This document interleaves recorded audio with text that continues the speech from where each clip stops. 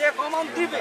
আমরা আজকে এই আলোচনা সবাই আমাদের আজকে চরপাড়া বিএনপি পার্টি অফিস ছিল, সেটা এই খুনে হাসিনার আমলে কিছু গুন্ডা বাহিনী সেটা ভাঙে দিছে, ঠিক কিনা? সেটা আমরা আবার নতুন করে করতে চাই, ঠিক। সেটা আপনাদের শক্তিতে, আপনাদের সহযোগিতায় আমরা এই নতুন পার্টি অফিস করতে চাই এবং জান আপনারা ওখানে সবার যা মতামত আপনারা সেটা ব্যক্ত করতে পারেন, ঠিক কিনা? সবাই চাই যে সবাই একটু থাকবেন, আপনারা একত্রিত থাকবেন, ঠিক আছে?